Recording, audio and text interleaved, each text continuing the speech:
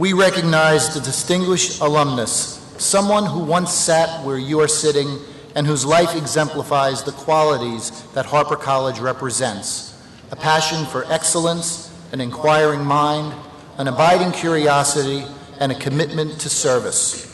Even though we are a young institution, we have so many remarkable graduates from which to choose. As a result, the list is long and the selection process difficult. Keith Gorham earned his bachelor's and master's degrees in history from Binghamton University and a Juris Doctor from Stanford Law School. He has worked for NBCUniversal in Los Angeles for 30 years and is currently the Senior Vice President of Industrial Relations. Keith has been a member of the Board of Directors of the I Have a Dream Foundation for 20 years. He is a longtime supporter of faculty and student excellence and is a member of the Harpur College Advocacy Council. On behalf of Harpur College, I am delighted to present the Harpur College Alumni Award to Keith Gorham.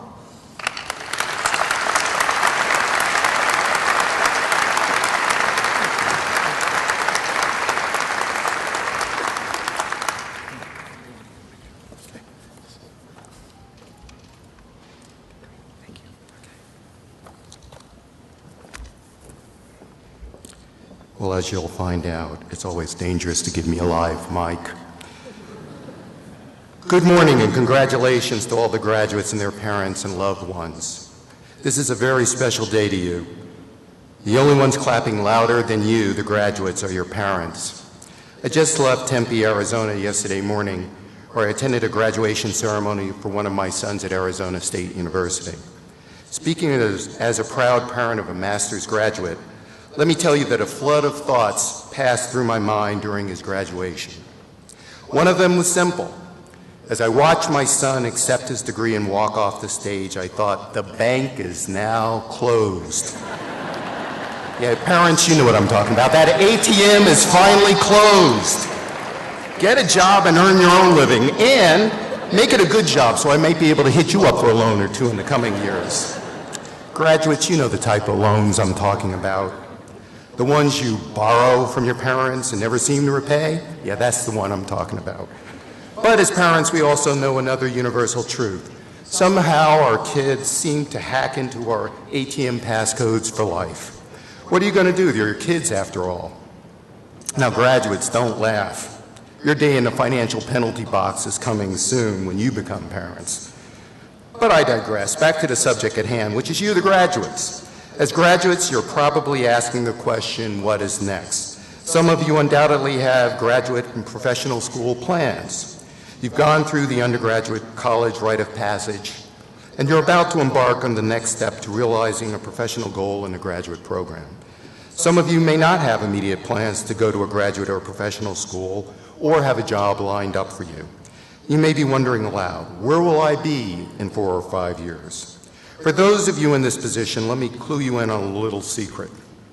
You're really not that different from anyone else. No one knows where they'll be in 4 or 5 years. It's up to you, all of you, to seize every opportunity to use the skills you've developed from your undergraduate studies to make the most of your future. So let's start with the value of a liberal arts education. One of the biggest assets I see from a liberal arts social science education is that you have developed a huge tool to assist you in the future, your flexibility. Now, what do I mean by that? Well, not to engage in any dispersions, but let's look at our friends who graduate from the applied sciences and mathematics. First, a disclaimer. Some of my best friends are mathematicians, engineers, computer programmers, scientists, and doctors. Not really. They're fine people, and our country and the world need their skills. But these are not the only useful skills to possess, as some might lead you to believe. There's plenty of room for those skills developed in a liberal arts training. Math is a precise discipline. 2 + 2 always equals 4. In physics, force equals mass times acceleration. However, outside of math and sciences, precise answers are harder to come by, just as they are in life. Yes, in history, World War I started in 1914. This we know, but why? There are endless theories about that and no one conclusive answer. And speaking of no conclusive answers, what about philosophy? I've never figured philosophy out. The point is that there are no fixed answers outside of math and some of the sciences. You have to assess the situation and circumstances. You have to apply what you know to the information you're receiving. You have to coordinate multiple factors and options and apply the answer that's best suited to what you're facing. It's flexibility, and it's an important skill set, and you all have it.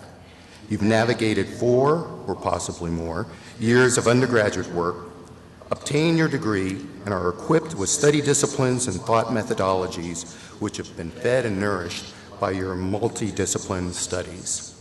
These are skills that will assist you going forward throughout the rest of your life. You've attended an excellent university, but that alone will not suffice. You've been provided skill sets that you can and will utilize in the future for your success. I have no doubt of this. Now, a couple of quick stories in the time remaining to me. The first one is about me. People often ask how I ended up doing what I'm doing. So the answer is that I continually rolled with life and seized upon certain situations and opportunities to move forward, and sometimes those opportunities found me. When I was in high school, I was bound and determined to become a doctor. That is, till I met up with trigonometry and pre-calculus, and then I suddenly embraced the thought of becoming a lawyer. Does that sound familiar to some of you out there? Yeah. But during my senior year in college, I faced a fork in my career path. I was thinking about being a lawyer, but my true love was history. I wrestled with this decision until late in my senior year, and then decided to pursue a graduate program in history at Binghamton, which I did. But curiosity got the best of me while I was in grad school, and I decided that I really needed to try out this legal thing to see how it might turn out. So I did. But while I'm trained and licensed as a lawyer, I in fact now do something else for my career. Yes, by the way, it's true, I'm a recovering attorney. Today, I negotiate labor contracts for my company's benefit. If you'd asked me while I was in college, sitting out there where you are, if I'd ever end up doing what I'm doing today, I doubt that I would have considered it a possible, much less a probable career choice. Yet, here I am. So the takeaway for you is that you'll find that the initial career direction you take is often not where you'll finally land. And that's okay, that's life. Let me share another story with you. My company was purchased by General Electric 10 years ago. As the corporate merger and integration teams were formed to oversee the transition of the merger details, a senior corporate human resources executive was assigned to facilitate and ease the merger transition. This individual's name was Mark Saperstein. When I first heard his name, I said, I think I know him. After checking with the Binghamton Alumni book that I had, I found his name and confirmed that he worked for GE. Mark had been a resident assistant for me in Johnson Hall and Dickinson College when I was a freshman. After renewing my connection with Mark, he treated me very well at my company after that. Well, of course he did. I had the 8x10 glossy pictures of him and his antics from the old days, folks. And please, please, let's not use the word blackmail to describe what I did to him. Such an ugly word. Let's just talk about the power of persuasive discourse and dialogue. I like that much better. Anyhow, I asked Mark at some point how he ever found his way to GE. He told me that after about 5 or 6 years at Harpur, he finally graduated. He added that he wasn't the best student in the world, so there's hope for all of you. After he graduated, he started looking for a job and saw an ad for a position at a major corporation. Upon applying, he discovered that the position was with GE, one of the largest companies in the US and the world. He mentioned that he faced a huge moral dilemma. You see, in those days, we were embroiled still in the Vietnam War, a hugely unpopular war with Binghamton's student body, including Mark, and elsewhere in the country. And GE was and still is a huge defense contractor for U.S. armed forces. However, he decided to take the leap. Funny what the need for a real paying job can do to us sometime. And he took the position and involved in one of the top HR executives for the GE Corporation. At least, I think that's what he told me. He was speaking what we call today HR speak, so I'm not really positive I followed him exactly, but I think that's what he said. In any case, the point is that Mark was flexible and adaptable, and he survived and thrived. Now, before wrapping up, a quick plug about becoming part of the Binghamton University Alumni Association, now that you have graduated, or will graduate momentarily. You are part of a continuum that links the present with the past and the future. You've had the opportunity to become educated in a great public university. There are others behind you and those who are waiting to get into this university to do the same.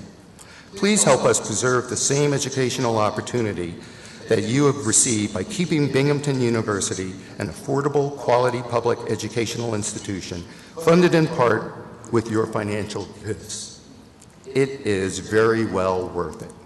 So in conclusion, which, by the way, are the most popular words any speaker can ever deliver. First, don't be discouraged if you don't know precisely what you want to be, or if your way seems lost. You'll find that when you finally get on track for your career, your time here at Binghamton has helped prepare you for it, as it certainly did for me. Second, stay flexible and nimble in mind and spirit. Don't be afraid to try new things or pursue different goals. It's often the case that the most rewarding results occur from these efforts and searches. Life is what happens when you go off script. Third, support Binghamton University in the future with financial gifts and service. You received a great public education here. Help others to do the same. Finally, today is the first day of your new life. Grab on, enjoy the ride, and once again, congratulations to all the graduates, parents, and the loved ones. Good luck to you all.